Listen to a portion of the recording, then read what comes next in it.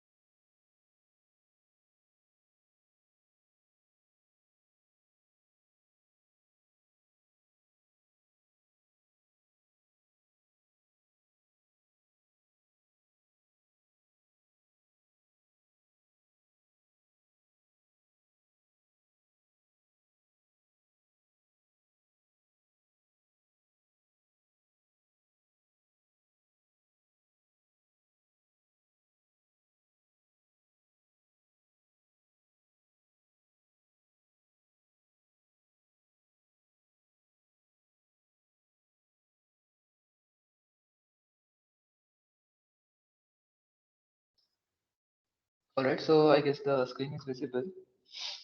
So so we'll start today's session. Um, yeah. All right. So hello, namaste, and welcome everyone. Uh, Welcome to this problem solving session. So this tutorial we will be discussing basically concepts related to week 9 and then maybe solve few problems associated with assignment 9. Right. So, okay. So, till now, we have been sort of building up to, bigger stuff. In particular, till now, you might have noticed that, we are not, exactly doing anything. It might not have felt that, we are doing something, anything significant. It might have felt that, we are doing a bunch of stuff, a bunch of mathematics, which makes, it is good in itself, but, it might not be helpful, or, nothing fancy is, uh, nothing fancy is coming out. That might be the, you might have felt it that way till now. So this is the week where things actually start to get exciting, in my opinion. In particular, week 9 introduces us to something called. So let me write it down. So this is week 9. Week 9 basically focused on representation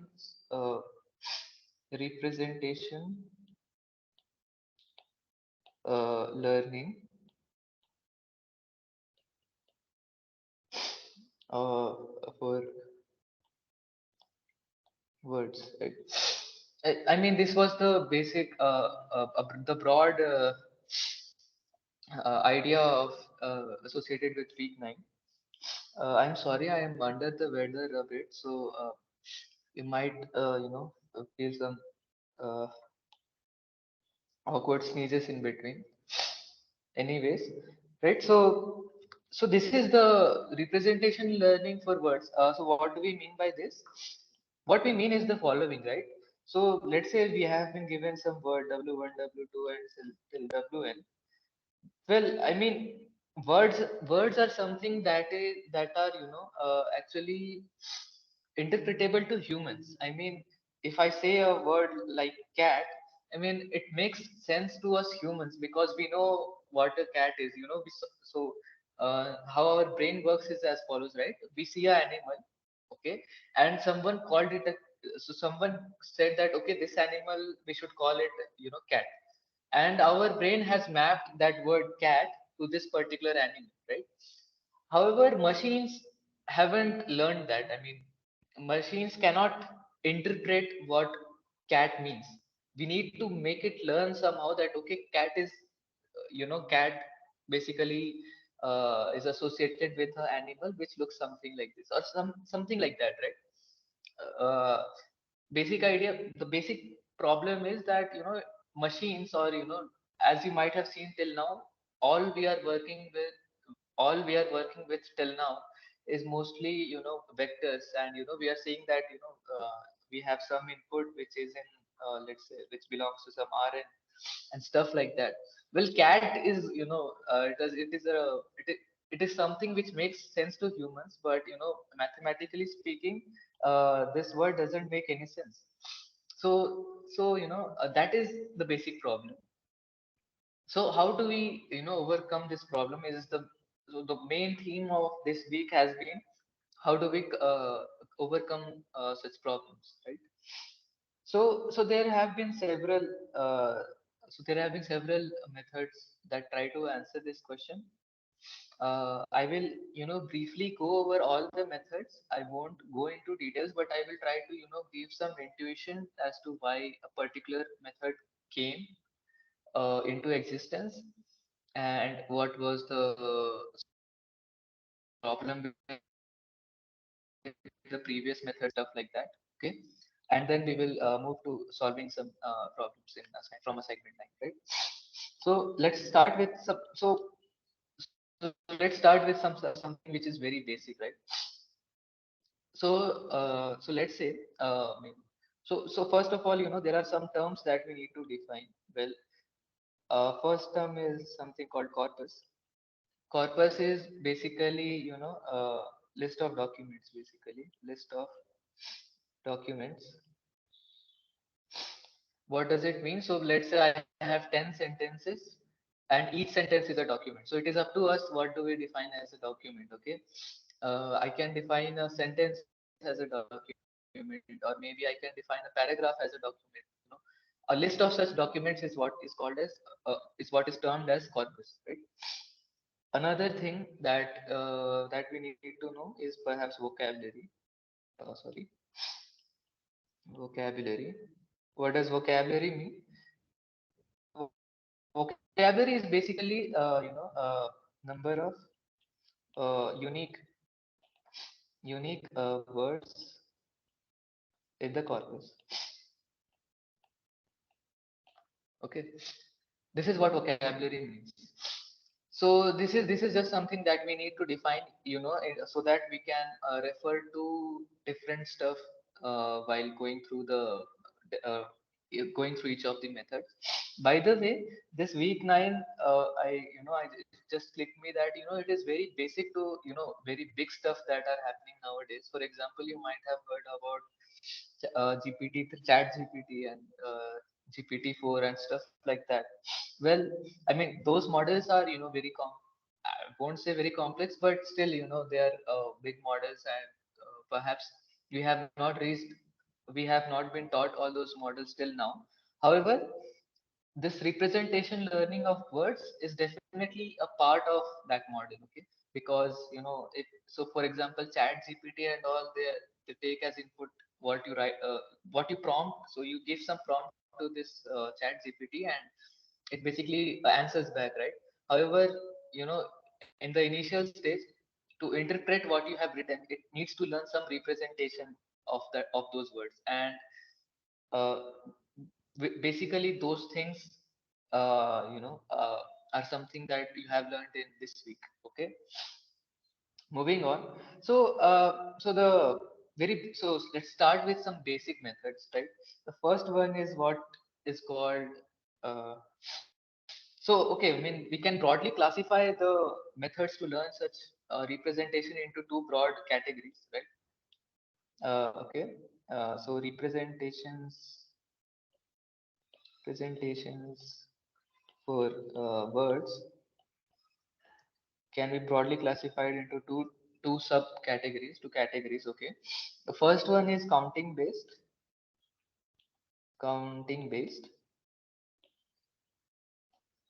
and second one is prediction based. If I have to give some analogy, how do you differentiate between these two things? Remember, we learned something called dimensionality reduction, if you remember. we saw two methods there. First one was SVD and second one was something called autoencoder. Counting based method is a bit mathematical, and hence maybe you can look at it as analogous of something of SVD. SVD was mostly mathematics. There was no learning involved per se.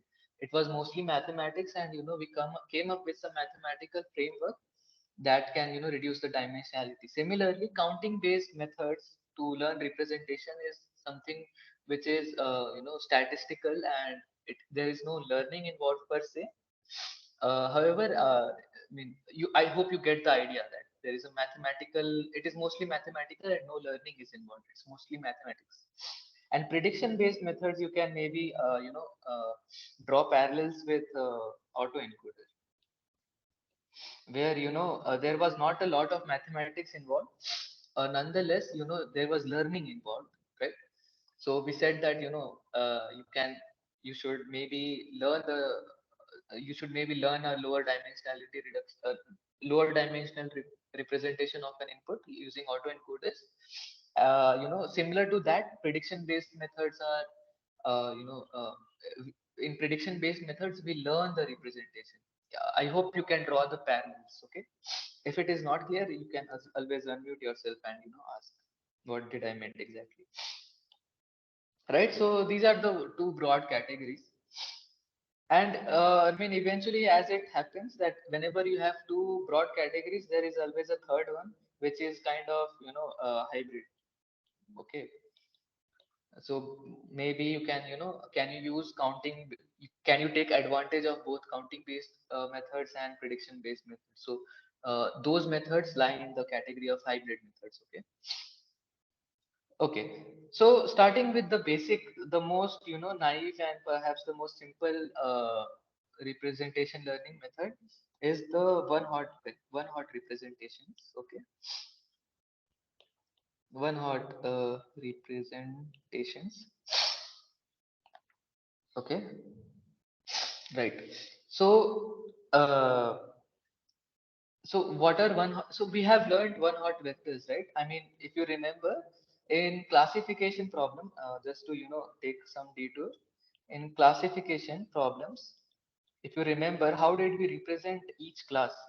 So there was some input, some X was given as input. There was a neural network, which was again a bunch of feed forward network, something like this, and it gave as output. Let's say if you are three class, it gave it gave R an output which belong to R3, right? And we said that okay, if I have three class, I can always represent each label as a one hot vector. So if the label was, let's say, one, then I can convert it into a vector of 100. This meant that only the first label is active. If the class was 2, I can I can represent that it as 010. If the class is 3, I can represent it as 001, right? So this is the broad this was how we this so we called this as one hot vectors. One hot vectors. Why one hot vectors? Well, because as you can see, only one of them is active at a time. Others are zero, right? Others are zero. Right, so if you start with a very naive learning technique, I think you would agree that one hot representations are the most naive uh, technique to learn representation. What happens in word one hot representation is you create a create a vector of create a vector, let's say x, which belongs to what. So if I call my vocabulary as V, okay, I can always create a vector with which belongs to R of mod V. Okay. So basically, mod V is what? It is the cardinality. Cardinality basically means the number of elements in a set, right? So let's say, I mean, if there are 100 words in so if there are 100 words in my vocabulary, the cardinality will be 100, and hence I will have to make a R 100 100 cross 1 vector, right? So that is the first job, and each of them is each entry is 0. Okay. So all of so a tall vector with all zeros, right?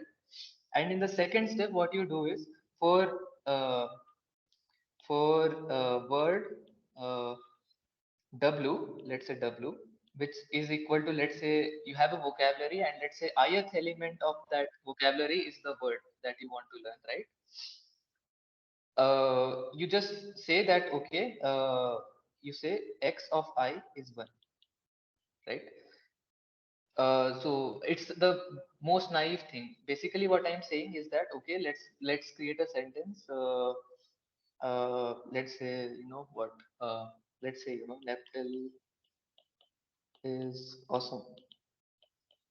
So if this is my so this is my vocabulary or in the document, whatever you want to call it. Uh, so this has only three words, right? One, two, and three. So if someone asks me to create a one hot vector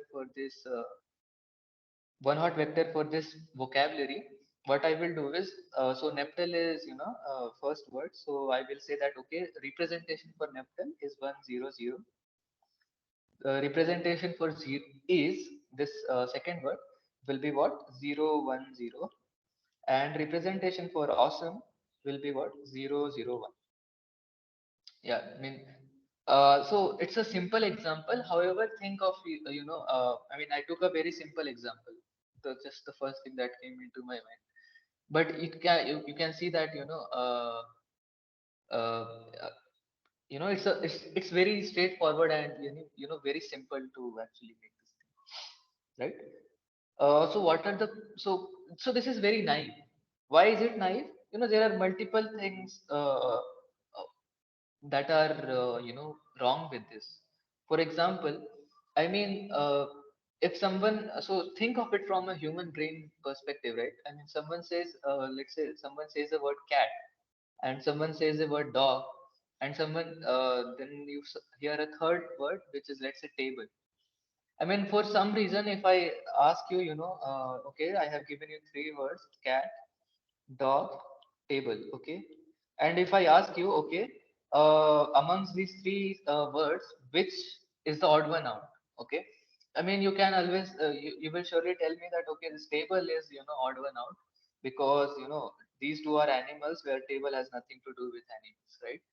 So somehow in our brains we have this notion of closeness, right? That cat and dogs are somewhat lie in one domain, and table is something different. So this is somehow built up in our brain. However, I mean, if these three words come in my so someone gives so assume that these three words are my vocabulary, and someone says, okay, now create the one hot vectors, one hot representation. I will say, okay, now this will be 100, this will be 010, and this will be what 001. Now, as I said, there is some sense of closeness between cat and dog. So what is the distance between cat and dog here? Cat and dog are, some d cat comma dog, where this distance I am taking with respect to the L2 norm. I hope you will agree that it is 1 square plus under root 1 square plus 1 square, which is root 2, right? Well, what is the distance between dog and table? I mean, our intuition is that somehow dog and table should be far apart because they are not related at all. So what is the distance between dog and table? Well, this is again 1 square plus 1 square, again root 2, right? So I hope you can see the problem. The problem is that this representation is very naive, right? And it doesn't differentiate between different concepts. For example, cat and dog, for this representation, cat and dog are equidistant, as equidistant as dog and table. For some reason this feels wrong, right? I mean, to at least by on an intuition level. Okay, so I mean, this is the problem with one word representation, right? So another technique that came up, which also feels very intuitive, is that fine. What we can do then is we can use something called co-occurrence matrix. By the way, if you feel at any point, I am, I'm not explaining something correctly, or you are not understanding something, you just unmute yourself and ask questions. So second part is the second method is co-occurrence matrix. So what does co-occurrence matrix do? Uh, uh, so here is the intuition. The intuition for co-occurrence matrix is that, if two words are close to each other. So what was the basic problem here? Cat and dog were given, the distance between cat and dog was same as the distance between that dog and table, right? Which was not desired. Well, how do I then incorporate this intuition that cat and dog should be closer and table and dog should be far apart? Well, I mean, one intuition could be that your whenever these words are being used in a sentence, right? Cat and dog should be occurring very frequently together, and dog and table should be occurring, it should not be occurring together.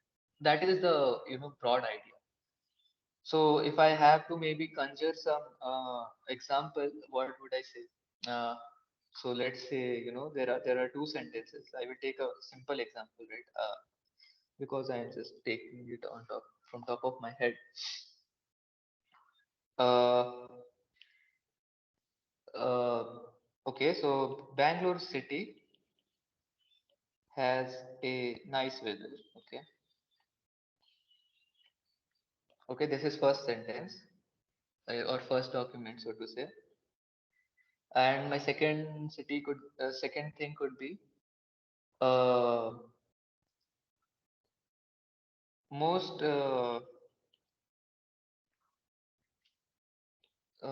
what can I take? City with most traffic is.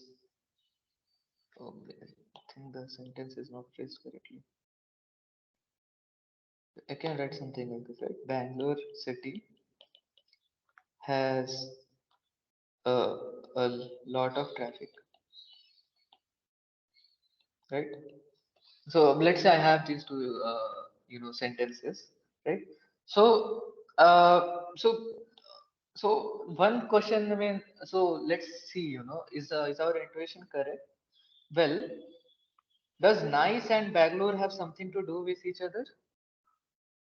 Well, I mean, if you think of it, apart from these sentences, say nice word, nice, the word nice and the word Bangalore, don't have anything to do with each other, right? Because nice is an attribute, whereas Bangalore is a city.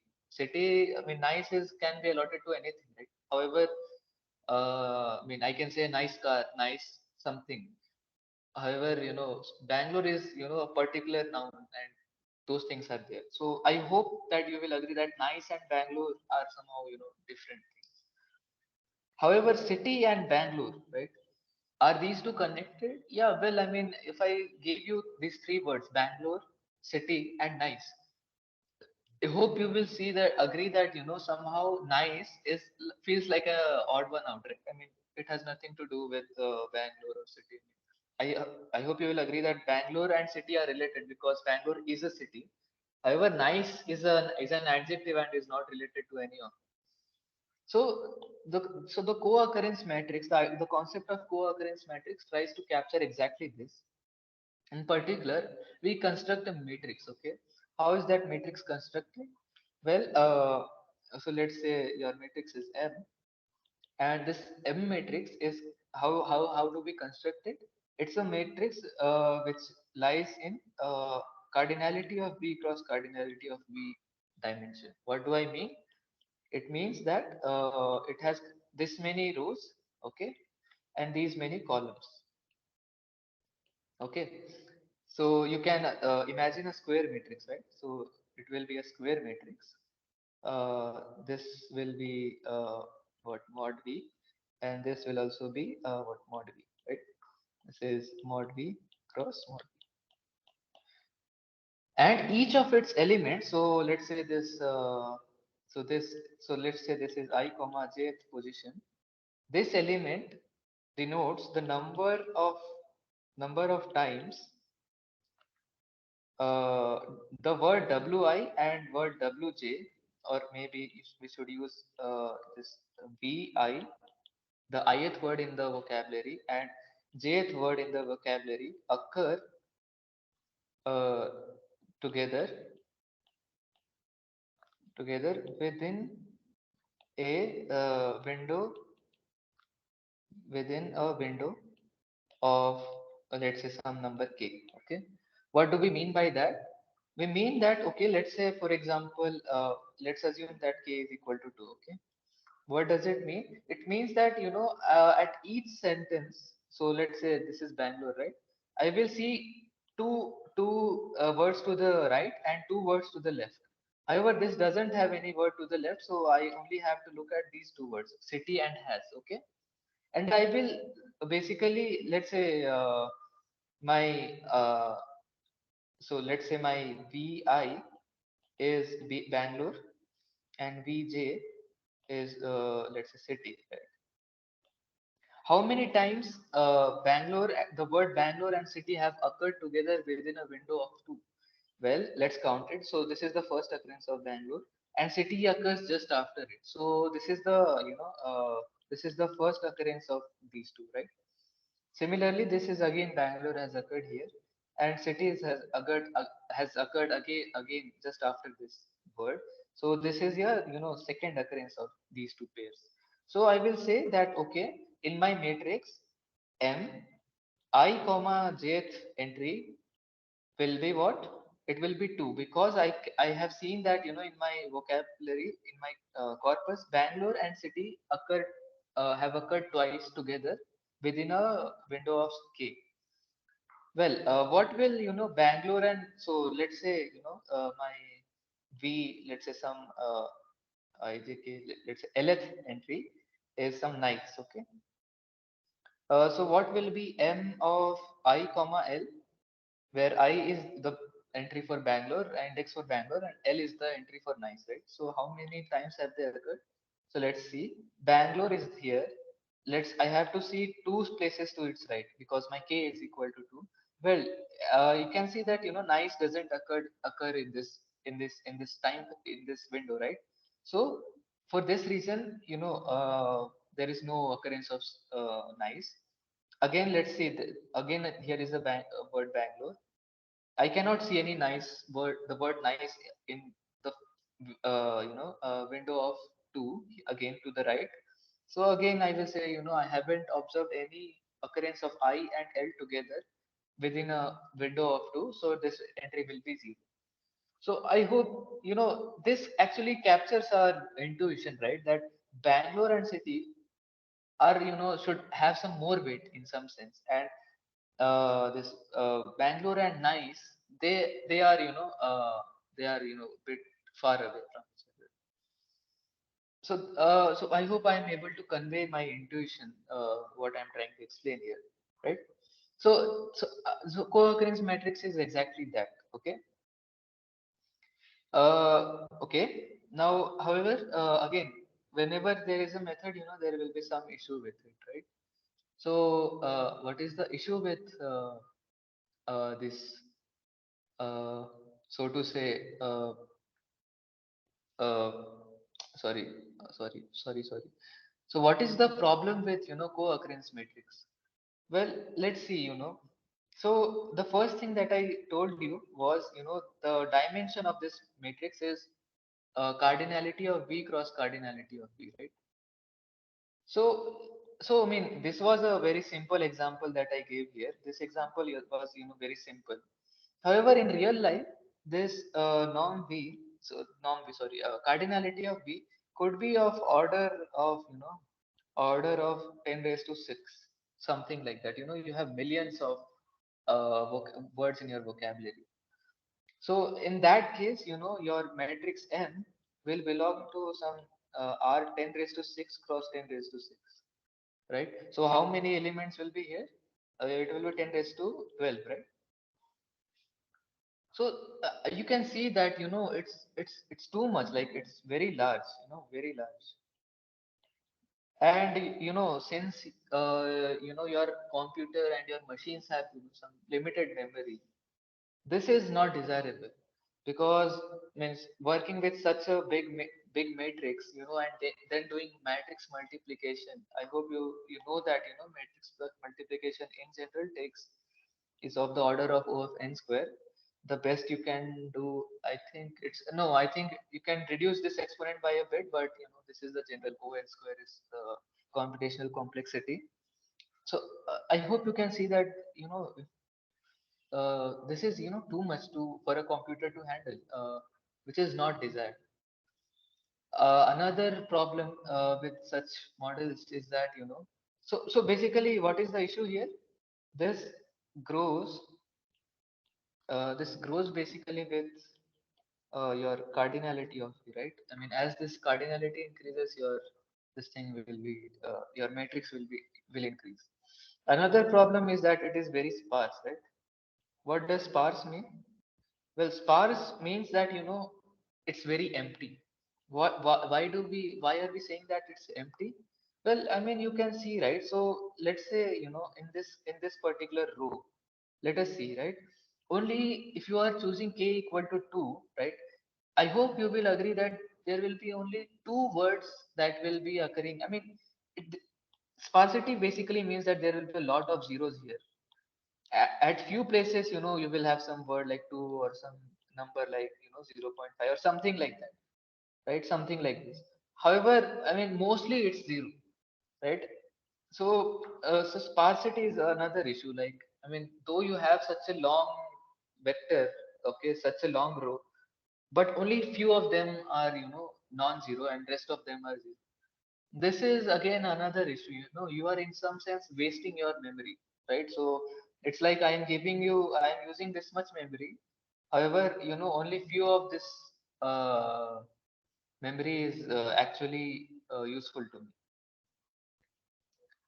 right? So how do we overcome this issue? Well, there are two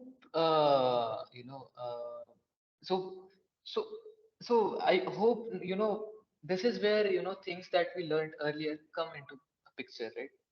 What have we learned earlier? We have learned some techniques that help us minimize this uh, what do we call it, minimize these problems, right? For example, when we have seen the curse of dimensionality in particular, and we know that to avoid this issue, that though this very large issue, what we can do is you can simply use svd, right? So basically, the idea is that if you have a matrix M which is very large, you can always do something like use sigma v transpose, right? Well, but one, okay, I mean, let me do it. Let me explain this thing first. So you can see that you can always use SVD to reduce the dimension of a vector. If you remember in the when we were covering SVD and dimensionality reduction techniques, what we said was we can, so we always assumed that our vector is something that belongs to Rn, something like that. And then we calculated the covariance matrix, normalized it, and then did a SVD decomposition, and then projected the vectors on the eigenvectors, and reduce our dimensionality and things like that. However, note that here in this case, M is actually a matrix. It's a big matrix. Uh, it's not a vector. So these things cannot be used directly. So what is the idea here? The idea here is as follows. The idea is that so how will these matrices look like? This will be U. So let's say that this will be U1. This will be U2. Similarly, let's say there are n eigenvectors. So Un, right? What will sigma matrix look like? If you remember, this will be sigma 1, this will be sigma 2 till some sigma n, right? This will all be zeros. And let me erase this. Uh, yeah. So what will V vector look like? V transpose, right? So V1 transpose will be something like this. V2 transpose will something like this. Similarly, Vn transpose will go something like this, right? This is how it will look like. So this is your U matrix, this is sigma, and this is V transpose, right? So one way to do a matrix multiplication is that what you can do is take this row, okay, take this first element and use this first. So basically, let me repeat it. Take the first column here, take the first element here, and take the first row here. Okay. So I mean, you can do some calculation, but you can show that this is equal to writing, u1. So this is, instead of writing it in a matrix form, you can also write it as follows: sigma 1 u1 v1 transpose. Okay, plus sigma 2 u2 v2 transpose plus till sigma n un vn transpose. Okay, so why is this helpful? Well, note that let's write the dimension of each of these vectors. So u1, I hope you will agree, will belong to Rn. v1 trans so okay, so instead of Rn I should call it maybe I should write the dimension of it, right? So it will be what? It is a column, right? So it has n cross one dimension, right? It has n rows and a single dimension, a single column, right? What would V1 transpose look like? V1 transpose, see here is a row, right? So its dimension will be 1 cross, it has n columns, right? So 1, 2, 3 till n, right? Such a column. So it will be 1 cross n. If I multiply these two vectors, I hope you will agree that this will go out and it will become n cross n. So actually, this is a matrix, right? So I mean, there are multiple ways to multiply a matrix. Okay, this is one way that you can uh, uh, show a matrix multiplication as sum of a lot of matrices. So I have just done that. If you are not aware of this, maybe you can look on web or internet how this is done. Okay, so each of these are n cross n matrix basically. Okay, and there is some theorem which is called something called Eckhart Young, which basically says that if you take the top k, uh, so if you take top k of these summations, right, the matrix that you will get after summing top k terms will be the best rank k approximation to this matrix M. If you didn't understand what I said, maybe you can ignore it. But there is a mathematical reason for this, so I just wanted to put you up. So I will just tell you what is the end result. The end result is, so you, let's say you want to reduce the dimension of M to, let's say you want so in M, so this was your M matrix, right? Each representation was had a had a had a representation which had a length of cardinality of V, right? Maybe you want to reduce it to, let's say, 2. Okay, what you will do is that you will say that, okay, I will approximate this sum. Okay, this is note that this is sum of n matrices: first matrix, second matrix, nth matrix, right? You will take the first two matrices because you want to reduce the dimension to 2. Take those two matrices, and you will say that my sum, this entire sum is approximately just first sum of first two terms. This can actually be proved formally, but I don't want to go there, as we will deviate a lot from what our goal is. Okay, so we can take just approximate this entire sum by the first two terms. Okay, sum of first two terms. And then what you can do is, so as you went from this big matrix form to this sum of smaller matrices form. So I hope you will agree that this was a matrix multiplication form of what is there, right? And this one is nothing but same representation but written in some other fashion, right? It is written in terms of sum of a lot of matrices.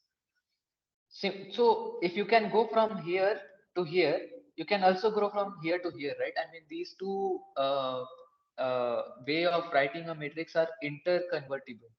So if I try to write it down, how will my matrix now look? It will look something like this, right? U1 will be as it is, U2 will be as it is, and that's all, right? Because I don't have anything else in my sum. So what will be the dimension of this? I hope you will agree that it has still has n rows, but however it has only two columns, so n cross 2, right? Sigma 2 is now so this is your u dash, let's call it u dash, or maybe call it u bar, okay? And your sigma matrix will become something sigma bar, which will have only two elements, sigma 1 and sigma 2, and 0 on the others. And your V transpose matrix, V bar transpose matrix will now look like V1 transpose, something like this, and V2 transpose, right? So I hope you can see, what I have done. I have just taken this part, and this part. This is what SVD has actually done essentially. And just so since I was asked to reduce the dimension, I have reduced my dimension. So I'm trying to reduce my dimension. What will be the dimension of this? 2 cross 2. This will be what? So this has two rows, this row and this row. However, it has still has n columns, right? 2 cross is the dimension of our original matrix, which was n cross n, matching with this matrix? Well, yes, right? So 2 cross 2, so matrix multiplication of this will be n cross 2, right? And we have 2 cross n here, so 2 will eliminate, so it will become n cross n, right? So I can yet still I have the at least I am assured that the dimension of my entire matrix has not gone haywire, okay?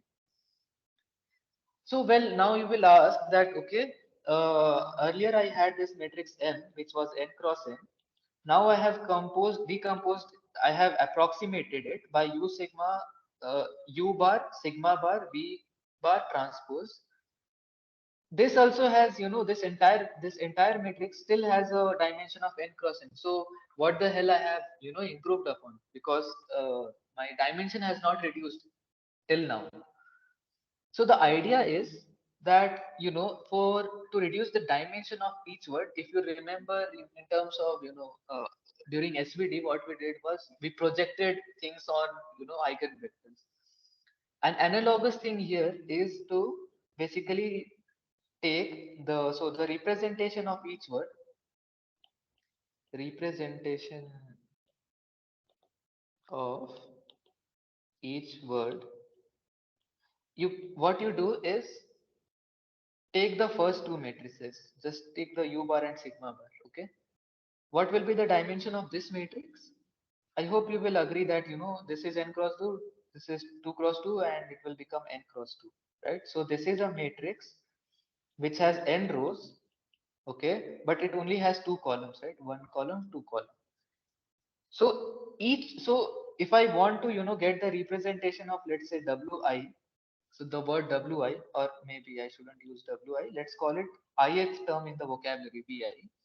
For this, the representation will be ith row of u bar sigma bar. This is what my uh, representation would be. So I will go here, take the ith row, and I will say, okay, this is the representation, right? So one can ask this question that, why are we using u sigma bar? Why not, something else which has the same dimension? There is some mathematics behind it, which is, again, I don't want to cover it right now because we will fall behind.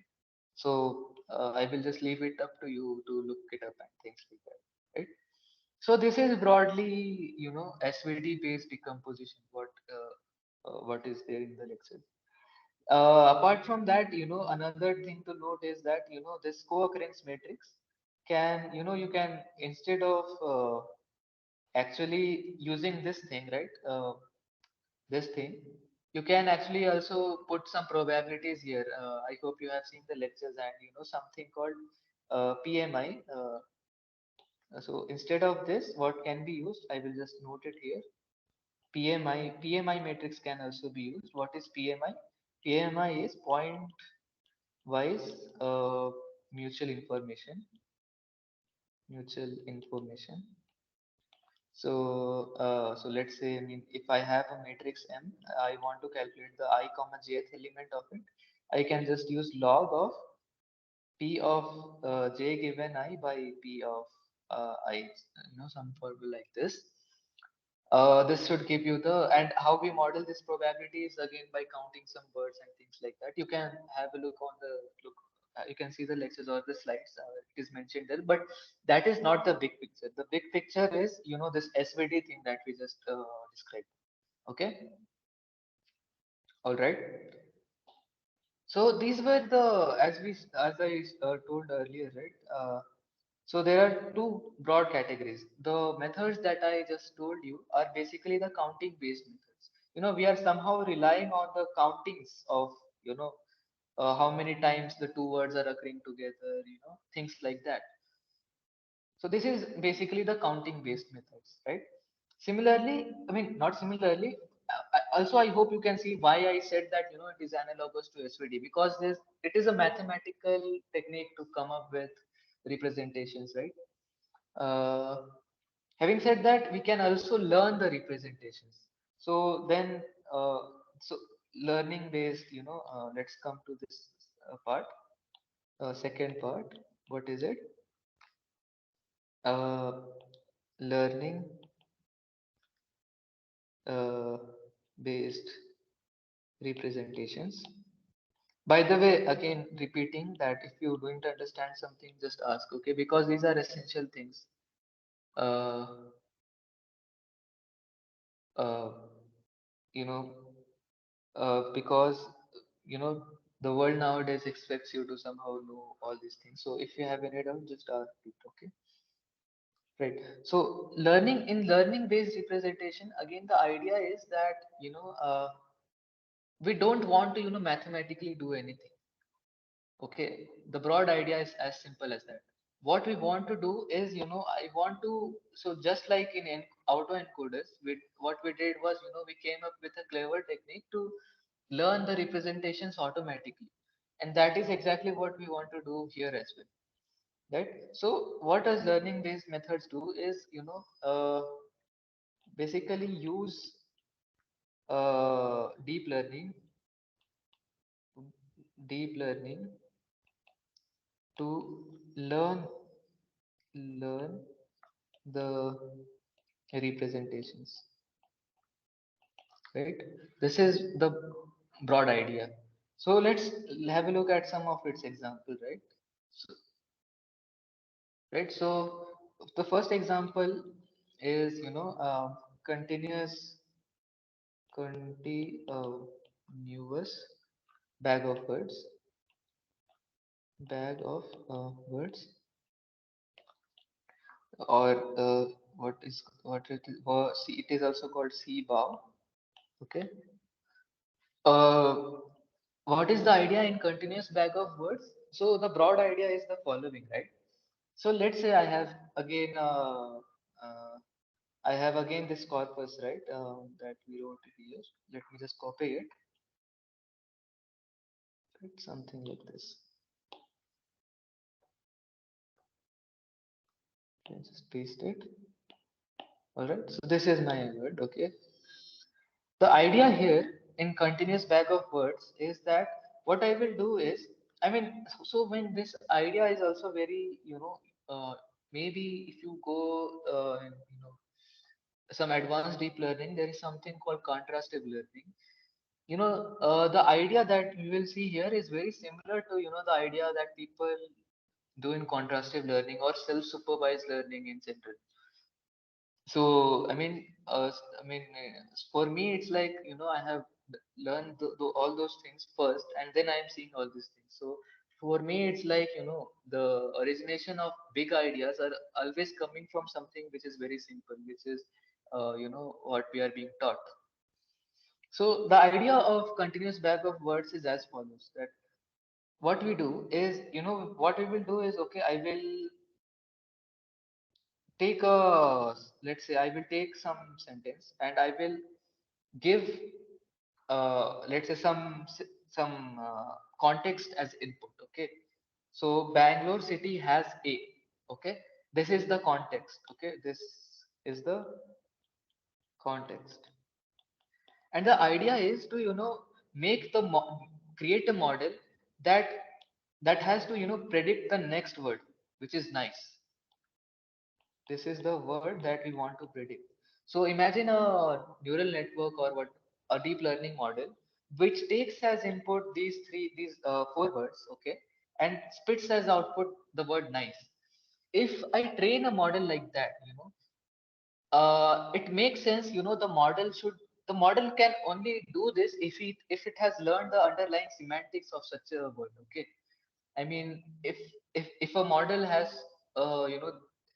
predict something correctly, it is only possible when it has learned semantics or grammar or whatever we want to call it. If only if it has learned that, it will be able to predict this nice as the output. Okay, so that is the idea here, and this is also the idea that is generally used in self-supervised learning. Okay, maybe you can look it up. I won't go into that paradigm. Okay, so what is the idea? The idea is as follows. So you have something as input, okay? Some let's say R, let's say mod. So let's say start with a uh, you start with your original one hot vectors, okay? But this is not the representation that you will actually use, okay? What you do is, maybe you use an intermediate layer, which is just RK, okay? And then you have to output something which is again in RB, R mod cardinality of B, right? So what we want to do is, we want to, let's say I take only one uh, word at a time. So I take Bangalore as input and I want to predict city as output. Okay. So Bangalore, I have the one hot representations for that, right? So I can take this as input and put it here. City is again, I can again have a one hot vector for city, and I can use it as prediction here, right? For this transformation, the model will learn a parameter which will have a dimension of R, cardinality of V cross K, right? And from going from here to here, from intermediate layer to the output layer, it will again have to learn uh, uh, uh, a weight matrix which has a dimension of RK cross mod V. So in some sense, it looks very similar to the architecture of autoencoder, doesn't it? I mean, what we are doing is that I am giving something as input and I am compressing it, or trying to find a representation for it, and I am saying that okay, spit something again out. However, what is different from autoencoder here is that I am not asking it to construct the same input here. I am saying it to construct something else, and so I am giving it as Bangalore as input, but I am not expecting Bangalore as output also. I am expecting city as output. So this is where the semantics part comes in, right?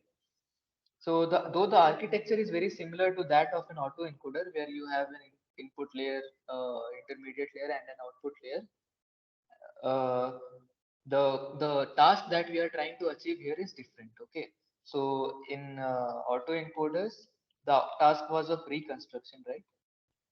Reconstruction. Whereas here in CPOW, the task is that of classification. Okay, so we are basically classifying that amongst all the outputs that are present here, which one is correct. It's like assigning a label.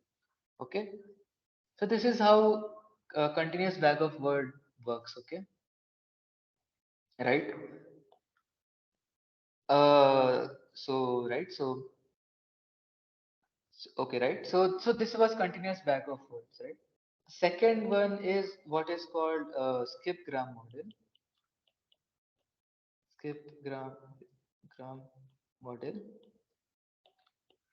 What does skip gram model do? So here what we did was, we gave something as context and we expected a word as output, right? Well, skip gram model, what it does is it flips this. Okay, it does opposite of what CBOW does. So in particular, what it does is it will give as input the word nice, and it will expect this all these words to come out as output. Okay, so let me copy this. Same diagram will be valid there as well. Okay, just copy this, paste it here, right? So what is the idea? The idea is that I will give the word as input here, okay?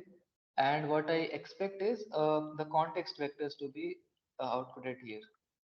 One thing to keep in mind is that one might get confused that Bangalore city has a this word. Each of them are if each of them has a one hot representation of, let's say, Rn. This is Rn. This is Rn. This is Rn. This is also Rn, right? So how do we make sure that this vector that we are expecting here is also Rn, right? I mean, so the idea is, you just basically, what you can do is take the so here is the idea. So let's say BLR Bangalore had a representation of 100. I'm taking a very simple example. City has a representation of, let's say, 010, right? And I want both of these to be predicted. So what I can do is I can club this and create another vector which has one as the on the first place. Since city also has a one in the second place, I will also have one in the second place. However, zero is present on in both of them, so this will become zero.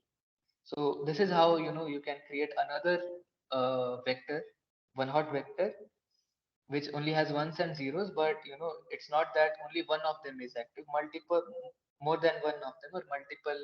It is active at multiple places. Okay. So you can create this kind of model as well. So it is doing something which is completely opposite of continuous bag of word method. However, the underlying idea is the same. Okay. I hope you can see that, right? So one problem with both of these methods is that of something called uh, uh, what do we call it? Again, something like curse of dimensionality will kick in. So the idea here is that you know so let us look at so I hope you will agree that when you are getting something as output from here, right, you will have to use something like softmax activation to make sure that everything is between 0 and, right? I mean, the output, if you don't use it, then output could be very weird looking, right? It can have like 11 weird number as 1000, 10,000, something like these. So this can be like 10, this can be like 100, something like this. Whereas the vectors that we will be comparing with will be just have zero. It will just have zeros and ones. So you will run into issues because of that, right? Well, how do you overcome this problem then? The idea here. So what does softmax look like? Softmax. Uh, uh, uh, do we remember the form for softmax? It has something a form like this, like softmax of, let's say, two words. Let's say uh, Wi and Wj. What is it? It is, you take exponential of some dot product between Wi comma. So you take Wi transpose Wj, right? Upon you take summation over some W dash, which belongs to, so all you take the summation over all the words in the vocabulary, and you take exponential of what, uh, Wi transpose W dash, right? This is what your softmax function will look like. Okay. However, what is the problem in this formula? Okay, so the numerator is calculatable. I mean, there is no issue with the numerator. You can, just take this representation, take the dot product of it, and you are done. However, the problem is with the denominator, right? With the denominator, you can see that, how many summations do you have to take? Well, you can see that, there are cardinality of B summations that you need to take. Why is that problematic? Again, as we just saw that, there can be millions of parameters here. So, working with millions of parameters is something that is not desired.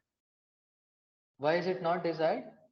Because if you remember in one of the tutorials we had discussed this issue, right? That whenever there is an exponential, that method or that thing is bound to be, computationally expensive, and you are doing that for, millions of words.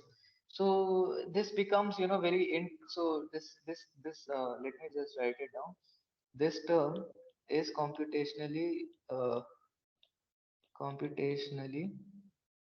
heavy. That is why we don't want to work with it. Okay. Well, so what is the workaround? So there are several workarounds. One workaround is, so there are three workarounds that are mentioned in the lectures, right? One is called negative sampling, right? Negative sampling. One is hierarchical softmax, and another is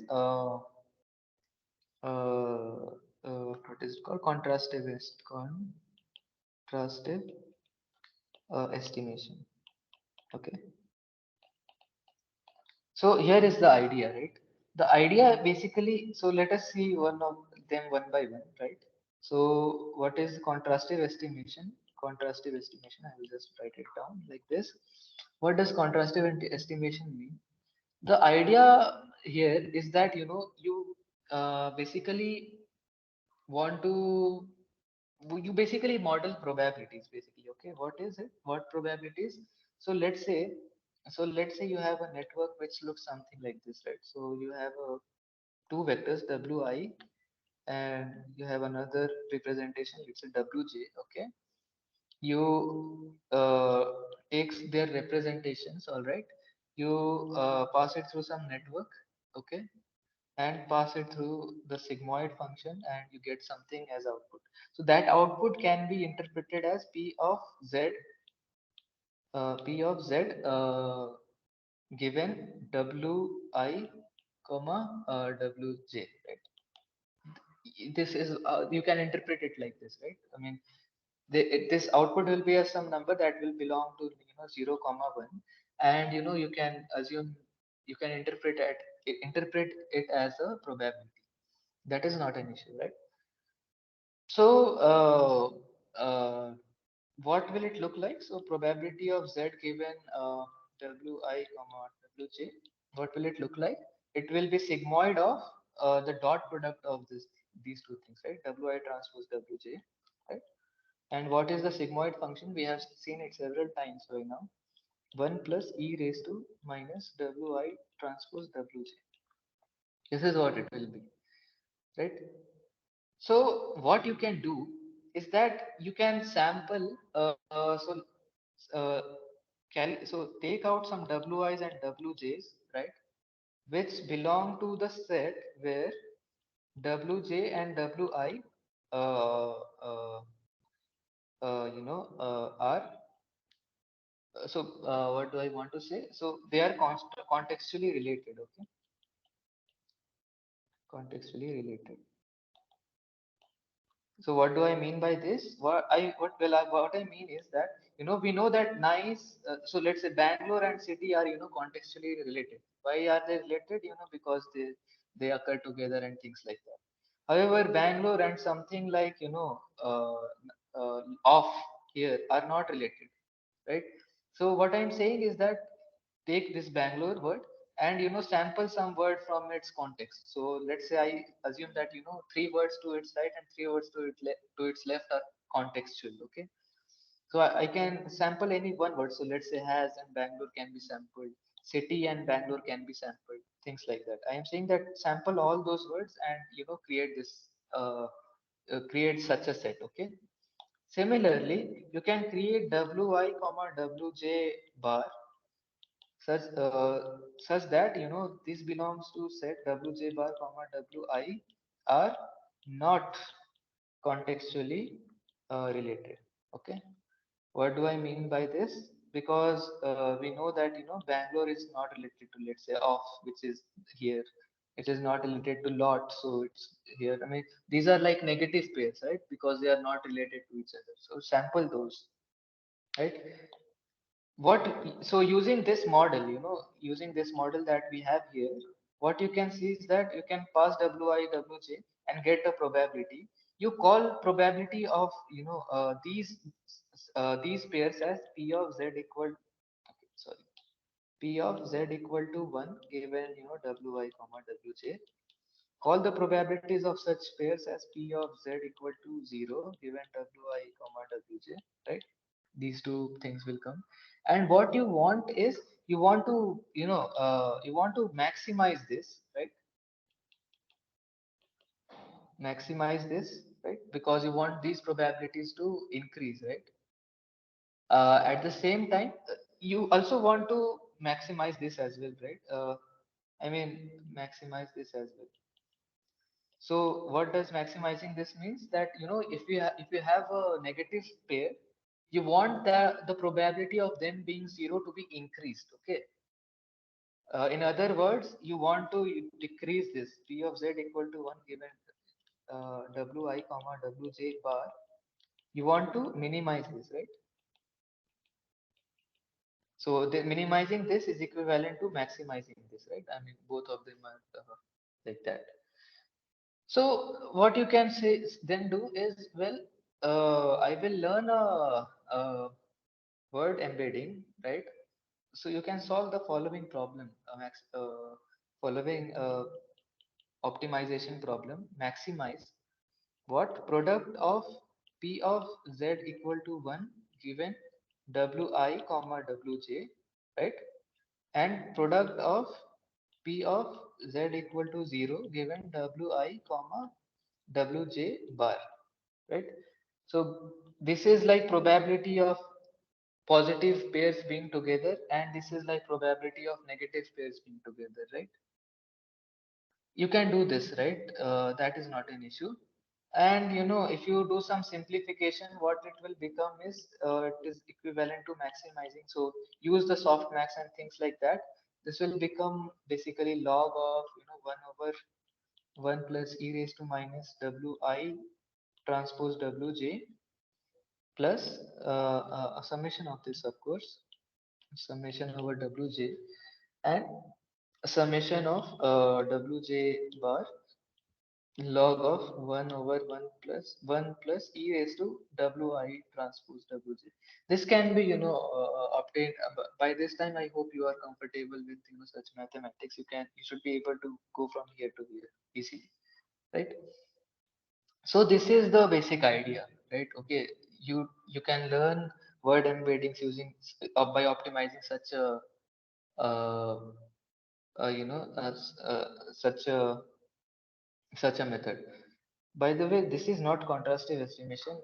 So I'm sorry. So this is actually negative sampling. Okay? This is actually negative sampling. So why is it called negative sampling? Because you are actually sampling some positive pairs, and then you are sampling some negative pairs, and using both of them you are saying that, okay, I have to maximize this and minimize this, and hence you have come up with some objective which can be looked into as this one. Okay, so this was negative sampling. Similarly, yeah, what we have next is contrastive estimation. Uh, Contrastive estimation. What does contrastive estimation does is, well, it is again based on a similar principle of having positive pairs and negative pairs. What it does exactly is the following. Let's say you have two positive pairs, right? You have a positive pair, okay? This is wi and this is wj. Okay, this is a positive pair. What does positive pair mean? Positive pair means that they are contextually related. Okay, and then you have a negative pair. Okay, let's say wi and wj bar. So, what do we mean by they are negative pairs? We mean that they are not contextually related. Okay, so imagine this word being Bangalore and this word being city, right? They are contextually related. And now imagine this being Bangalore and this being, let's say, chair, right? They are not related at all. So this is a negative pair, this is a positive. What you do is that pass it through a neural network, get some representation, right? Okay, let's say so you can always concatenate the representations for wi, wj, wi, wj bar, right? Concatenate them, pass it through a neural network, in other words, multiply it with some matrix wh, right? Both of these networks are same. I'm just trying it, just trying it into separate things just to make things clear. And then, pass it through another network and just take one neuron as output, right? Some, let's say, score S and S bar, okay? uh, you can again do this by multiplying it with a matrix W, which belongs to R, H. If the H, this is the card, if this belongs to R H, right, H cross 1 is the dimension of this thing. Similar thing will go here, right? So what we are doing is we are concatenating the representations of these two words, okay, which can be one hot vector, whatever, we don't care, right? And then pass it through a neural network to get something like this, okay, some representation. And then we are saying that, okay, then pass it through another layer and take spit something s as an output, okay. What we would like ideally is here is that we would like s to be higher, okay. We want the score for these two words to be higher, and we want the score for these two to be smaller, right? This is the broad idea. So we want s to be high, we want s bar to be low. This is the broad idea, okay. So, well, if we want S bar to be low, what do we mean? This implies that we want negative S bar to be high, right? This is the interpretation, right? So, if we want S to be high, we want negative S bar to be high. We can actually add both of them. So it will be S minus S bar. We want this to be high. Okay, this can be done.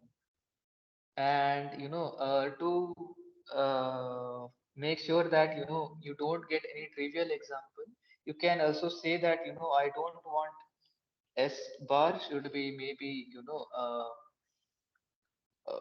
maybe you can set some lower bound, right? You can say that, okay, my s minus s bar should be at least greater than equal to some threshold t, okay. So this is just to make sure this is just bookkeeping, just to make sure that things are not trivial. So you don't want your s bar to have like minus 1000 as your representation, right? Something like that. You want them to be consistent in some other in other words, yeah. So this is the broad idea, right? This is the broad idea that calculate scores for positive pairs and negative pairs, encourage the positive pairs to have high scores and negative pairs to have low scores, and use this loss function to learn your representations, right? This is one way. uh, what is the third way? Third way is a simple rather I would say a clever technique, hierarchical softmax. So here the idea is actually again a bit simple. Uh, what is the idea here? Well, the idea here is like as follows, right? So let's say you are given a word, right? Okay, let's say we have been given let's say we are given wi comma wj, right? And we are interested. So I mean, by now you have guessed it, right? We are interested in, let's say, probability of getting w I given wj. So it's like I am giving you some word wj. What is the probability that wi will be the next word, right? Simple. So for this, what you can do is that you have your document, right? I mean, you have your corpus. From this corpus, what you can do is you can start from let's say wj, okay, and you can actually create a tree. So the tree can look very weird. You can have this something like this, something like this. So how is this graph created? Well, the idea is very simple. You take your, so okay, let us come to the creation of graph part. later on. Actually, this graph is created randomly. There is no justification as to why it should have any structure.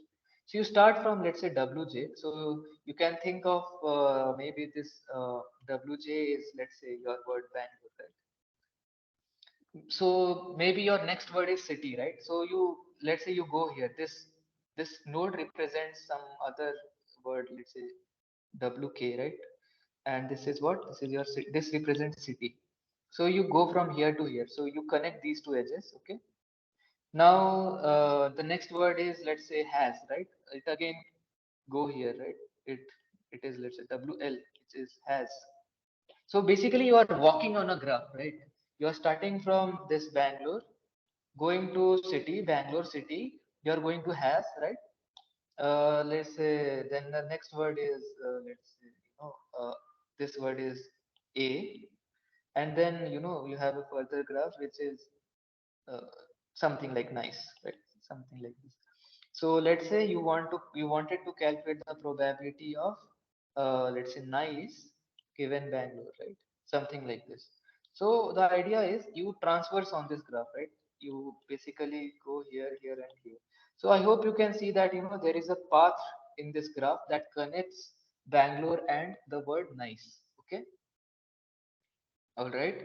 So the way to calculate this probability of W I given WJ is that you take the product of K over K. What is this product? This product is pi of uh,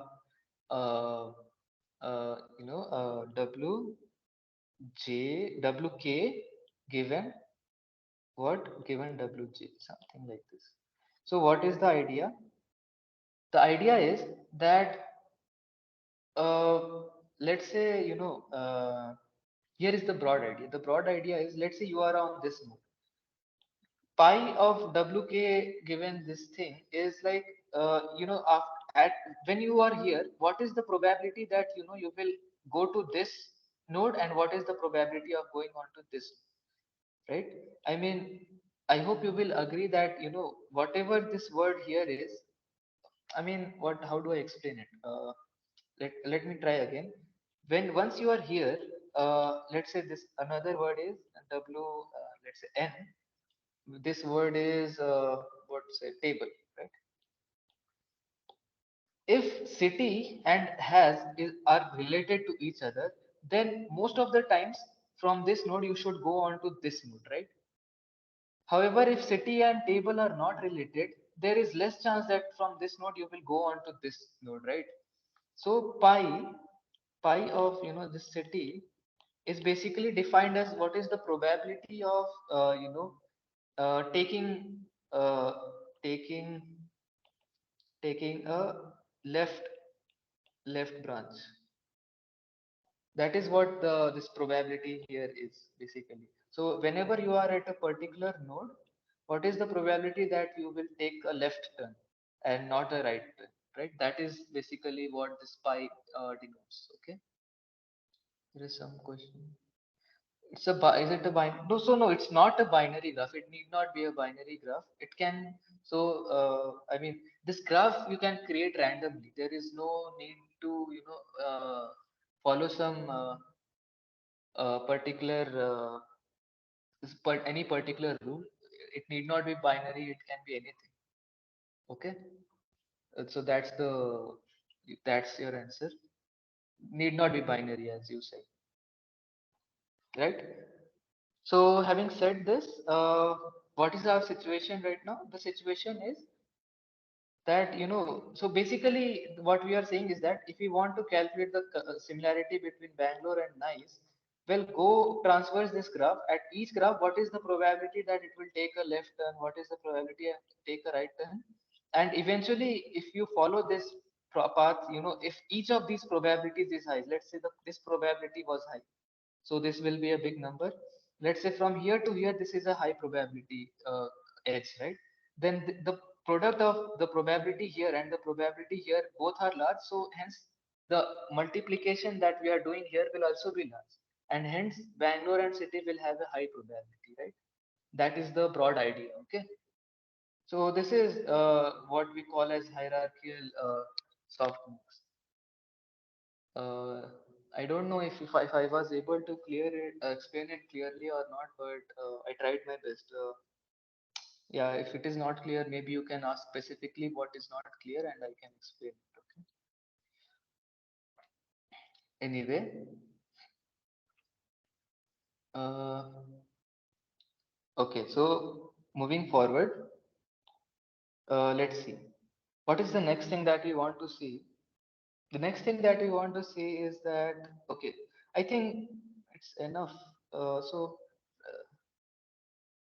okay, so, since we have less time and we have, taken so much time in this thing, maybe you guys can give me a list of questions that you want me to solve from this assignment.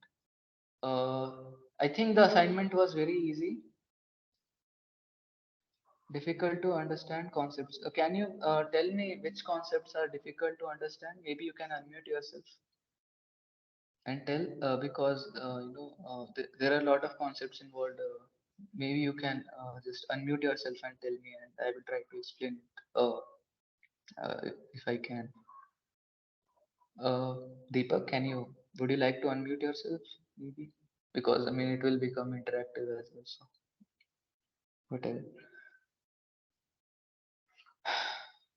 Okay, not easy. Video slides not sufficient. Can you maybe point me to a question that is hard to solve, which you felt was hard?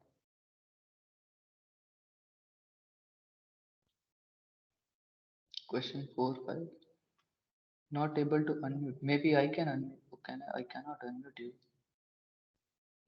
I don't know. Maybe just try to click on the. I don't know. I don't see why you cannot unmute yourself. Can I unmute anyone? No, I don't have the right to unmute any one of you. But maybe you can unmute. I don't know if there is an issue. Then you can just type perhaps. Okay, so I am leaving. So there is another third, that I called hybrid methods. In under hybrid methods we have something called glove. Okay, GLOVE. We oh sorry, glove. Glove is basically hybrid of these two types of method. The counting based methods and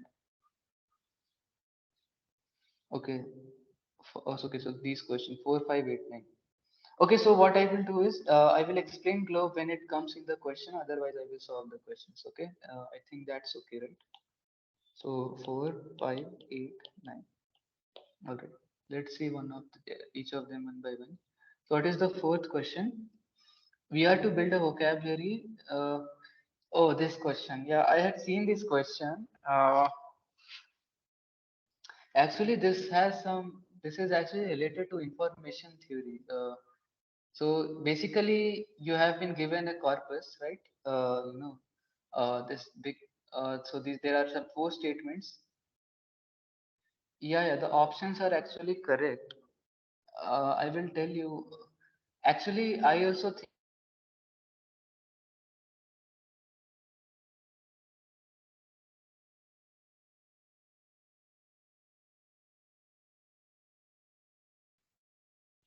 Yeah, I'm sorry. I got disconnected for some reason. Yeah, yeah. Sorry, sorry.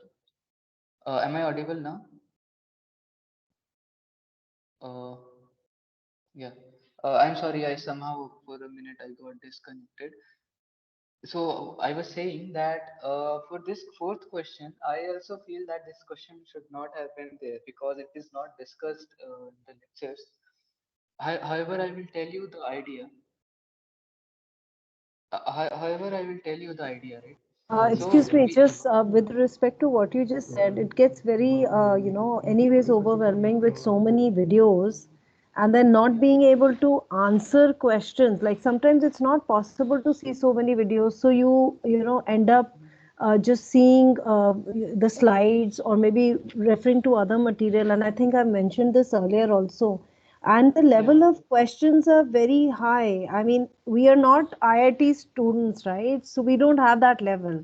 So I feel that, I mean, this particular, the whole course, the way it has gone, majority of the questions are not direct. And it's very disheartening, how to, will we actually fare in the exam also? Will we pass or not? Because the feedback form does not allow you to, do a lot of things in terms of some of the options are mandatory and you cannot correctly answer them because the options are not good. So there's not enough. How do we give a feedback also? And it's very engaging to go Okay. in a discussion group also to get your doubts cleared. It's not possible. It's too time consuming. Right. So if you want to maybe convey your suggestions, right? What you can do is, either write it, write your suggestions uh, in the there is a discussion forum. I presume. I, as far as I know, there was a discussion forum on about this assignment, right? No, no, that's If there, but it's like a chat group, right? So you have so Yeah, many it's a people chat. just so you really have to actually dig in to get your answer. No, sometimes you don't have that kind of time now because we are working also. Uh, well, here is No the other email ID we can write to directly. If you can You suggest can later on. directly actually write to the course instruction. I think Sudarshan Iyengar sir is taking this course, right? Okay. Uh, are you attending those interaction with course instructor thing? It's not, sorry, Those possible to all. Attended one Monday lecture and it was not very useful. So I decided to attend only the Friday ones because yours is more useful. no. So that, So I'm not talking about tutorial sessions. I am talking about, there are some sessions where you are allowed to interact with the course instructor so there was and one course. Monday one also like that a few weeks back. There was one Monday one Okay. which I attended, which So was didn't professor seem was very. there. Yeah, was there, but I mean, the way the session was going on, I mean, it didn't feel very, like I am talking to you and I've unmuted previously also. It didn't seem Mhm. very easy to, reach out. That's the main idea. So I actually didn't unmute at that time because if somebody is already teaching at a higher level, how do you try to explain it to them? Well, so this is like imposter syndrome, See, uh, my suggestion or my idea is, so first of all, you talked about, difficulty of the questions. Mhm. So my take on it would be as follows, okay? I mean, to me at least, it feels that, if the assignments are easy, then there is no point in doing the assignments, is what I feel. I mean, so if you are allowed to do something that you already know, then I don't see the point of it. Like assignments are made to, challenge are are designed in a manner that challenges you basically. So I mean, I agree that everyone doesn't have same background, but I mean, I can also feel your frustration. I have been in your spot in some of the courses here, and I agree with you that like there are instances where you feel that it is a lot to take in and it's overwhelming, and you get frustrated. You start cursing the course and course instructor and the material and all those things. My suggestion would be, just hang on to it perhaps, or how do I say it? I mean, it's like, the assignments are meant to grill you. That is the whole idea. I mean, uh, it will be tough, and don't expect it to be easy, because if it is easy, then there's no point. However, I mean, I feel that after you are done with this course, and after you have been grilled and all those things, I think you will feel that you have learned a lot. I mean, don't you feel that after every week and after seeing those solutions and tutorial session, do you feel that do you have this aha moment? Okay, this is what I should have done and I didn't do it, something like that. If you are getting those aha moments, then I think the purpose of assignments is fulfilled. If not, then I think there is some issue. uh, so uh, so it's like, I agree that these questions are tough, but uh, yeah, I mean, I don't know. I mean, I think that it's good to solve some tough questions. Yeah, I agree Or about that. But ultimately, we would also like to get a decent score, right? So that's also very important. uh, I Ultimately, think you need not worry about the scores. I think mostly it will be relative. Like, if you think that you are doing is it something percentile difficult, based or what? Because I've not seen it percentile based earlier. I think it should be relative. I'm not sure though, but that is the general method that is followed. That if you are getting less marks, then probably most of the people are also getting less marks. So, Okay, anyway, I so mean, I guess we can in a discuss. relative sense, you are doing okay. So Okay, that is the idea. right. Okay, thank you. It's some consolation I get every week when I attend your sessions. We can continue with the solving these problems. Then, thank you. Yeah, I mean, yeah. So yeah, I mean, it's like I agree with you and disagree with you at the same time. It is an inner conflict. I can feel your frustrations, but it's also like, I also feel that it is necessary. So I don't know what to say exactly. Okay. All right. So I will just mention this fourth question idea. So the fourth question basically tells, so there is a corpus that is given to you which has some four sentences. You are asked to, get the size of the vocabulary. So for fourth question, what is there? We know that, I hope you have done this second question that is given here. The cardinality of V, or the size of the vocabulary, will be 31. Okay, that is no issue. Uh, Fine. Right. So fourth question is saying that we are to build a vocabulary using the corpus given above and use one hot encoding to represent the words. What is the ideal dimension of the one hot encoded vector? So it is basically asking you that, okay, if you make a one hot vector using this, right? So it will be a long vector like this. So what should be the ideal dimension of it? Uh, well, uh, if you so I can actually give you two answers, and get away by answering you. Okay, so the first answer is that, okay, so let me give the correct answer anyway. Okay, so idea is that, so you want to generally lie in something. So you always want, if your dimension is n, then you would like your representation to have a dimension which is of the order log n. This is the broad idea. Okay, this is the ideal scenario. So why login? If you see the curve of login, right? Log x, how does it look like? So this is one. It comes from here and it moves something like this, right? And y equal to x curve is something like this.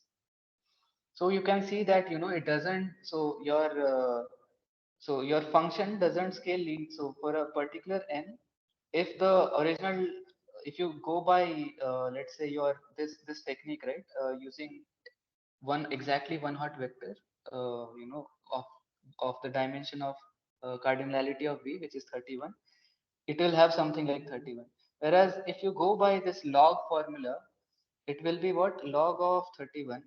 So log of 32 is uh, uh, so what is log of 32? 2 raised to 8 to 16, 3, 4, 5, right? It's 5. So yeah, I mean, so the closest this is, it is almost 5. Like it will be 4 point something. You can approximate it to 5. So you can see that, reducing a size from 31 to 5 is a like big change, because at any for any n, if the value of n is high, log n will, make it much smaller. So that is, the idea, but this was not mentioned in the slides. I saw this, and this was I saw that this it was not mentioned in the slide, but so there is a information theoretic aspect as well. So the information theoretic aspect is, uh, if I remember correctly, you know okay, so ignore my what I just said.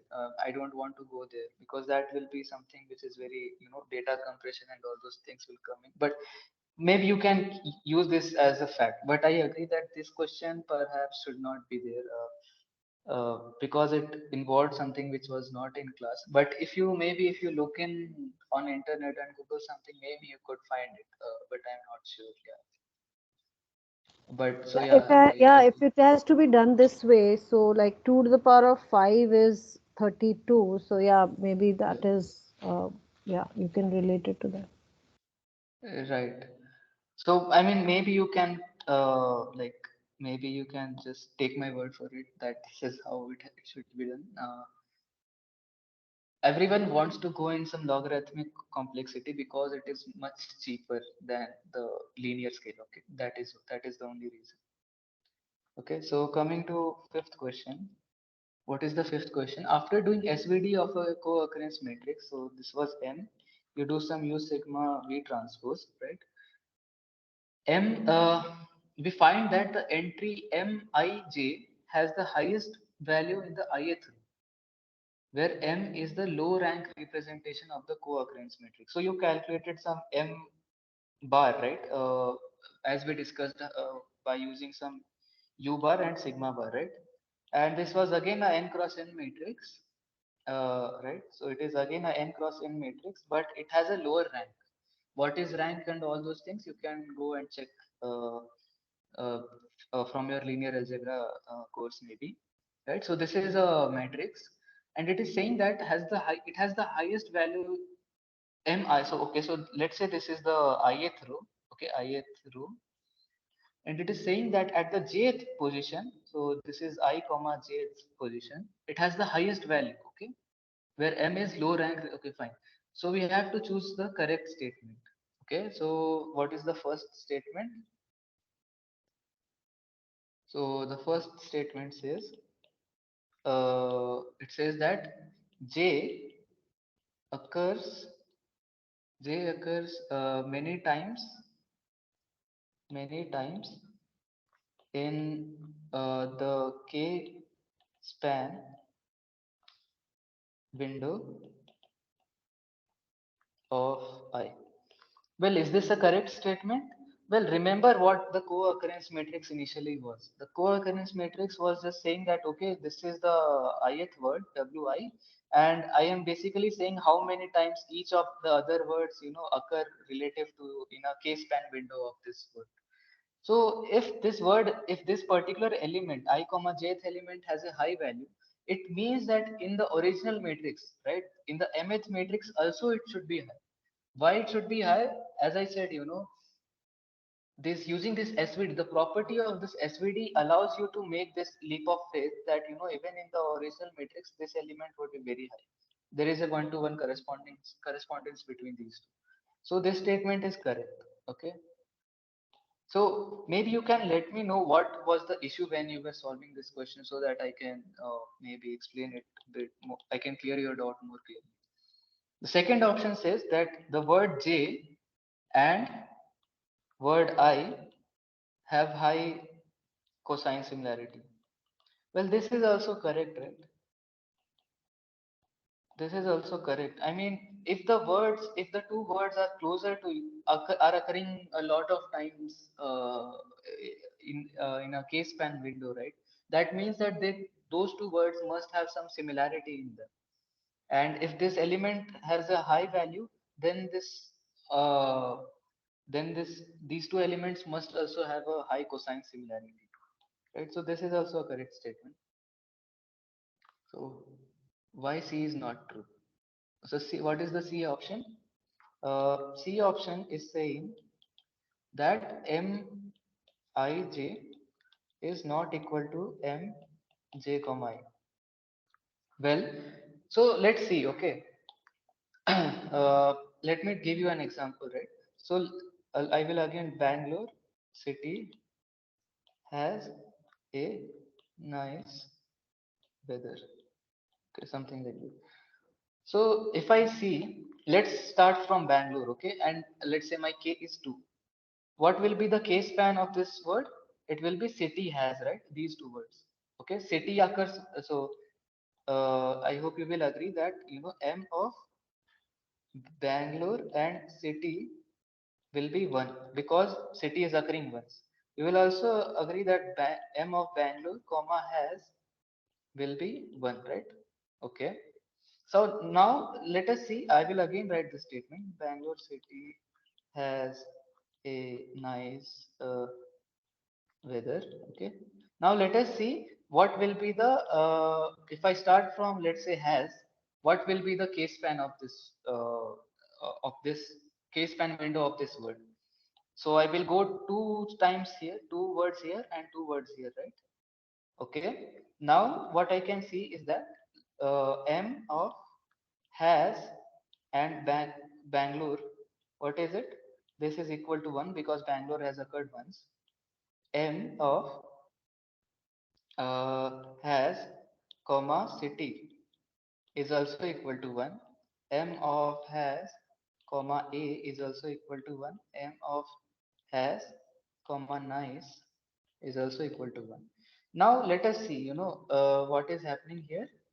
If I look at the, let's say, Bangalore and has, right, this element, this has a value of 1, and the value of has comma Bangalore, this word, this element, this is also equal to 1.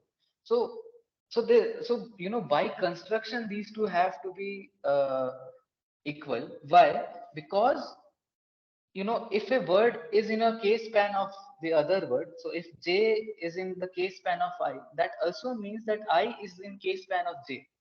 What I mean to say is that if has is like in two span of Bangalore, it also means that Bangalore is in two span of has, right? What? So it's like saying that the distances are equal, right? Bangalore is at the distance of 2 from has, right? Because it has a distance of 2, something like that. It also means that has as it is at the distance of 2 from Bangalore, right? It's like that. So this case span and this fancy word are like just distance, right? Bangalore and has have like two words between them. So has and Bangalore will also have two words between them. It's like you are just saying that both of them are at same distance from each other. Is that clear? Uh, if not, maybe you can tell. Yeah.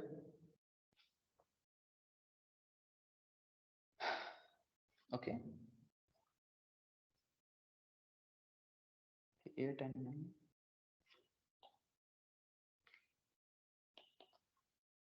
What is the eighth question? Let me see.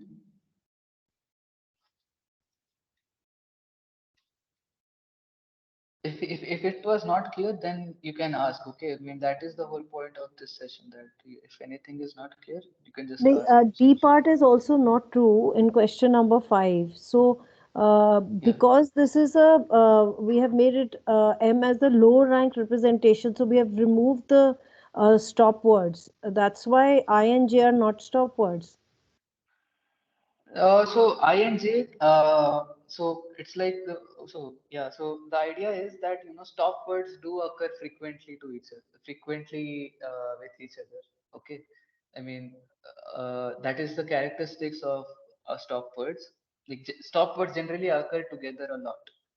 Hence, uh, saying that I and J are not stop words is not correct. I mean that's the idea. So it's like the property of stop words. Or I mean, you can also give an argument that we do know nothing about what I and J are. We are not specified anything, right? So we cannot comment on it. So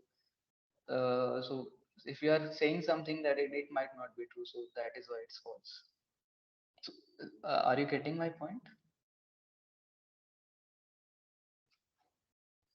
I don't know. Okay. Going to the eighth question. Eighth question is saying that suppose we are learning the representation words using glove representation. If we observe that cosine similarity between two words I and j is high, which of the following statements is true? So, do I need to explain glove, or maybe I can skip it and just solve the question? Will it be fine? Can some of you maybe answer that? Because we have less time and you have asked me to solve this question. If while just giving just the formula and explain it just a bit with respect, since we are short of time. Yeah, so the idea with glove is glove. Sorry. Are So the all the idea with options glove, correct in this case? If you can also clarify the options, are they all correct? no, all the options are not correct here. I Well, mean, is the correct option point 0.8 as specified in the solution? point eight.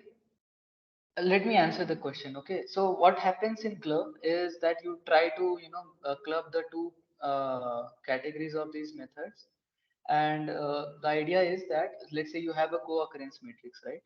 And so let's say you have two representations vi and vj. Okay, you know that. So the idea is that you learn a representation vi and vj such that Vi transpose Vj is nothing but log of P of J given I. So it's like we know something about co-occurrence matrix and its statistical significance, right? So why not use it to learn the representations itself?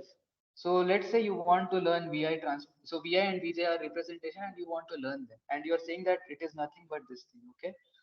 Now, what you can say is that from your co-occurrence matrix, this is what nothing. This is equivalent to what you can write it as p of I comma j by p of I, right? This is what this is.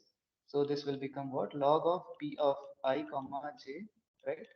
Minus log of p of I, and these probabilities can be measured using the entries in your matrix, which is, let's say, this is I comma jth matrix, right? And minus log of xi. So this is what vi transpose vj will be. Similarly, vj transpose vi will be log of, again, xij with xij or xji, both will be same, as I just explained. Co-occurrence matrix is symmetric, minus log xj, right? And you add these two, what you essentially get is that vi transpose vj is equal to log xij minus half log xi minus half log xj, right? And now you say that, okay, these are essentially some constant. Okay, so let's call it bi and this as bj, right? So what become comes out is bi plus bj plus vi transpose vj is equal to log of xij. This is what it comes out to be, right? And so you want to basically minimize the difference between this and this, right? So maybe, so what you can say is that minimize, okay, minimize over, let's say, all this vi vj. Okay, uh, what bi plus bj plus vi transpose vj, right, minus log of xij, and you can take some square of it or whatever you want. Okay, now it is given to us that bi and bj are given to us in the question, right? What is bi and bj? So let's say, I mean, let's look it from here. Okay, so bi is given to be what? It is given to be 0.02. Okay, this is given out to be what? 0.05. Addition of these two will be 0.07, right? Okay, so let's see that what can xij be. Okay, so I know that this is something which is positive. Okay, that we know. And assuming that this log is with base 10 or something, what we can, so the idea here is as follows. So what from this formula, what you can, so from this formula what you can say is that xij is what? E raised to bi plus bj plus vi transpose Vj, something like this, right? This is equal to e raised to 0.07. I don't know if it is e or what, Vi transpose Vj. So they should have clarified if it is e or what. That I think they have not clarified it, right? Have they clarified it?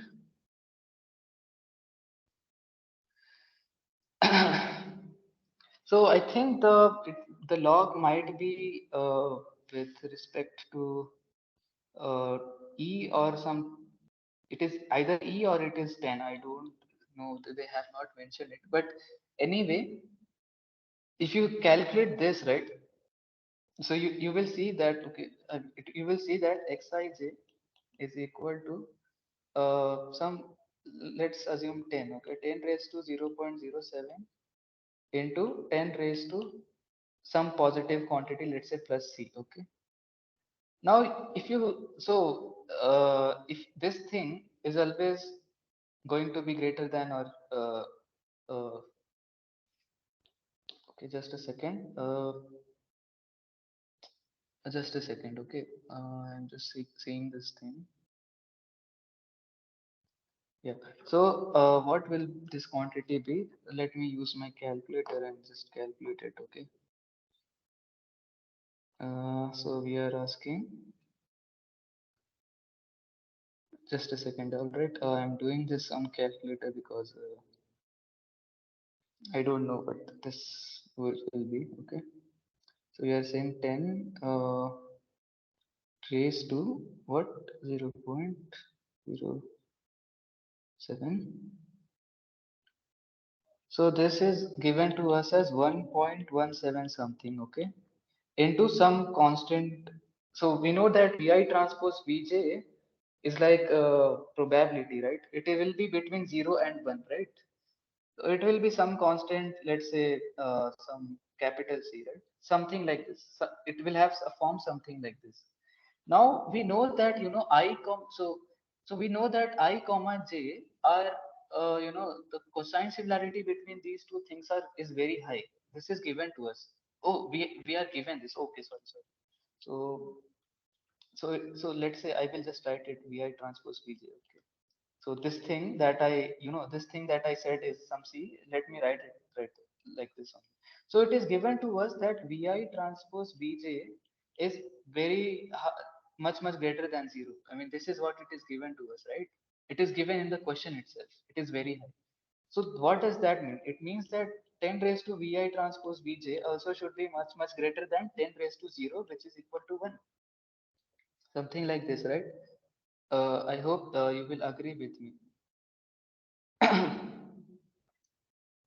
So, because of this, well, I think either this is 10 or this is E. So, don't, I mean, whatever it will be, E raised to some 0.07 into something which is into some constant C, and we know that C is much greater than 1. Okay. I think it's E raised to 0.07 because it's not 10, I think it's E only. Yeah, so I think it's e raised to 0.07 into some c, where c is much greater than 1. And e raised to 0.07 will be some number between 0 and 1. That I am sure. Okay, this is between, this belongs to some number between 0, comma 1. If I multiply some number between 0, comma 1, which is much greater than 1, then I expect the output, the matrix multiplication to be a large number, right? And if you see the first and fourth option of this of the given options are very small, 0.03 and 0, right? So those cannot be valid. The B and C option, 0.8 and 0.35, are like among, if you have to choose among this, you will choose the something which is greater than, which is the highest one. So by that logic, 0.8 is the only correct answer, right? uh, I don't know. I did a lot of calculation in between, so I don't know if I was able to convey my point or not. Can you tell me if you understood it correctly or not? Is If this not, the exact way it has to be done? I mean, or it's just intuitive? I think this is the exact way that it has to be done. Uh, I mean, at least in my knowledge, this is how I would have solved it. So, basically looking at this equation, right, and doing this analysis, right. So, so I think this is the way to do it. So you basically calculate an expression for xij, which comes out to be like this. Ignore this 10. It should not be there. Should not be any 10. And using the fact that if vi transpose vj is much greater than 0, this will also be greater than 1, and hence the multiplication of these two terms will be also a big number. So this is how it will go. Okay, so moving on to the ninth question.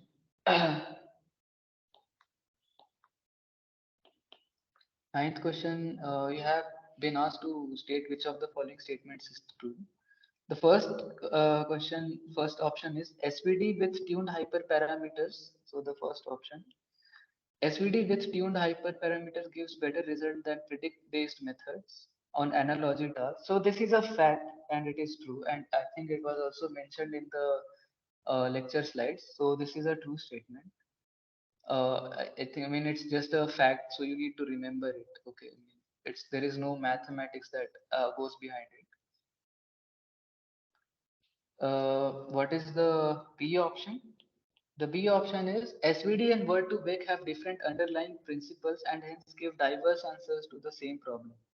Well, actually, if you see SVD and word to vec, both of them are trying to solve the same problem, and the underlying principle is also more or less the same. For this, you can refer the slides actually. I mean, so since I have less time, I am just referring you to slides. Otherwise, I would have solved it here. But there is a relation in the slides. There is a relation that is mentioned, that there is some similarity between word to vec and SVD. Especially since you have some. So word to vec had a autoencoder like structure, right? And it was multiplication of two vectors, the first and second here, so w1 and w2. So you were doing something like w2 cross w1. SVD was u sigma, so SVD was like u sigma v transpose, and we said that this is w1, this is w2, and we considered w1 itself. So in that sense, both of them are actually doing something similar. The underlying principle of both of them is similar, and they are trying, and hence the statement is wrong.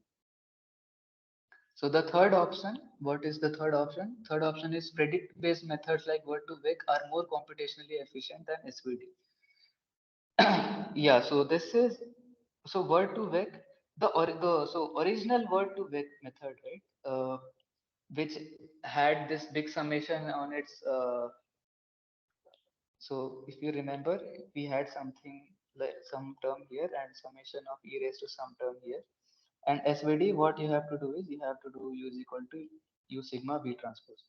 Now, given this, the original word to vec, I mean, the initial thing we saw in CBOW and other things, that was computationally expensive because of this denominator that we have to calculate, so much. There was a big summation term and something like so I, as I explained, that that was computationally expensive. However, what we did was, we circumvented it using these methods like uh, negative sampling, and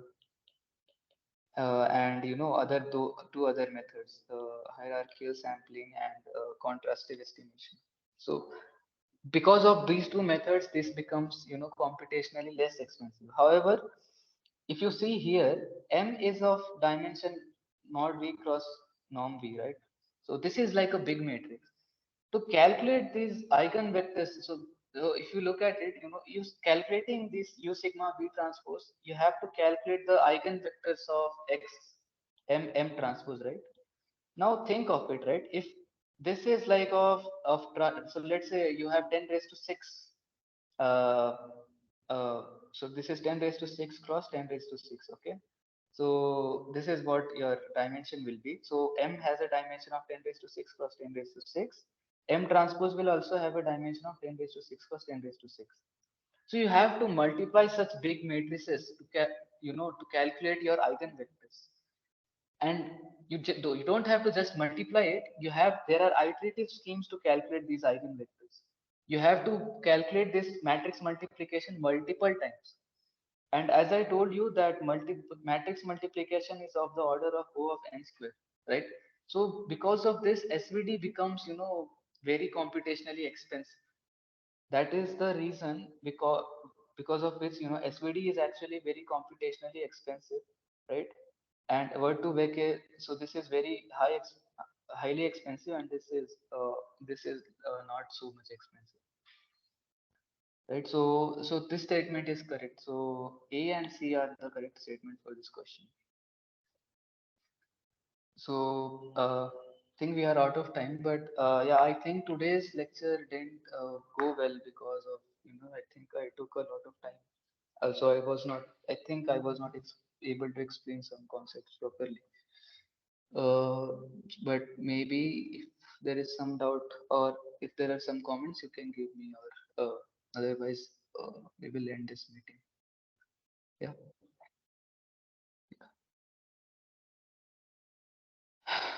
So, all right. So if there are no questions, then we can end this meeting. Okay.